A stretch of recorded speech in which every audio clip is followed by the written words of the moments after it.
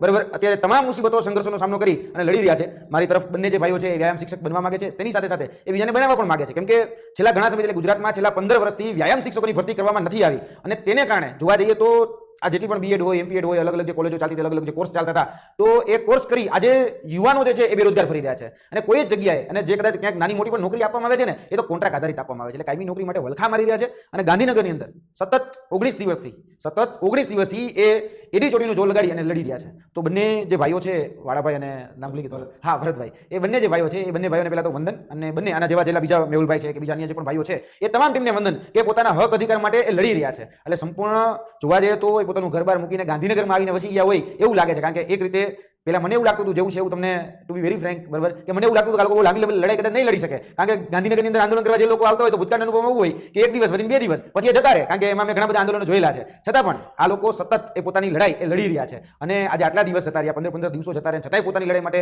મક્કમતાપૂર્વક ને અડગ રીતે લડવું ને એ જ બહુ મોટી વાત છે. મને ખબર કે હાર મળવાની, જીત મળવાની, આગળ શું થવાનું કાંઈ નથી જાણતો, પણ જે રીતે પ્રશાસન એને પ્રતાડિત કરી રહ્યું છે, કે હેરાન પરેશાન જે કરી રહ્યું છે એ ન કરવું જોઈએ. એટલે આજે ખાસ કરીને લાઈવ કરવાનું કારણ, આજે ફેસબુક, યુટ્યુબના માધ્યમથી લાઈવ થવાનું કારણ એ પ્રશાસન તંત્રને એક મેસેજ આપવો છે કે આજે તમે જેને હેરાન પરેશાન કરી રહ્યા છો, જેને આજે તમે પ્રતાડિત કરી રહ્યા છો, જેની તમે ટીંગાટોળી કરી રહ્યા છો, એ યાદ રાખજો, તમારા બાળકો જ્યારે સરકારી સ્કૂલોમાં કે બીજી અન્ય સ્કૂલોમાં જ્યારે ભણતા હોય છે ત્યારે આ જ લોકો એવા છે કે જેને પીટીના દાવ, બરાબર છે, અથવા તો પોતાની શારીરિક ક્ષમતા મજબૂત કરવા માટે તમામ પ્રકારની જે પીરિયડ હોય એના જે પણ ક્લાસરૂમની અંદર જે પણ શીખવાતા જેટલા દાવ હોય એ શીખવાડનારા લોકો છે. અને ક્યારેક આજે તમે આજે આ પદ ઉપર પહોંચ્યા છો ને, કોન્સ્ટેબલ બન્યા છો, પીએસઆઈ બન્યા છો, પીઆઈ બન્યા છો, કે ડીવાયએસપી બન્યા છો, બધી જગ્યાએ પહોંચ્યા છો, એમાં તમે શારીરિક સક્ષમ છો ને તે આ લોકોની બદલો જ છો. કારણ કે ભૂતકાળમાં તમે ક્યાંક ને ક્યાંક જોયું હશે કે આ જ લોકોએ તમને એ પીટીના દાવ શીખવાડ્યા હશે, વ્યાયામ શીખવાડ્યા હશે, અલગ અલગ જે આપણી ફિઝિકલ પ્રેક્ટિસ જે છે પોલીસમાં આવવા માટેની, એ જ બધા ક્યાંક તમને આની પાસેથી શીખીને આગળ વધ્યા હશો.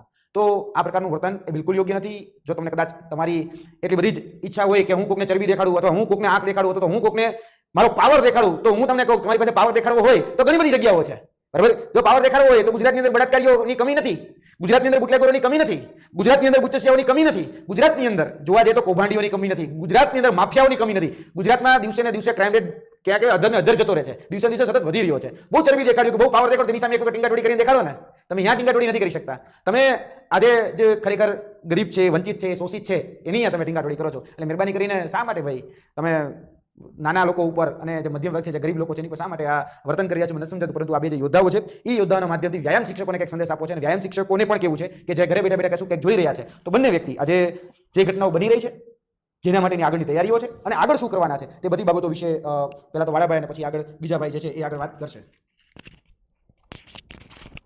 બધાને નમસ્કાર. પહેલાં તો યુવરાજભાઈને નમસ્કાર.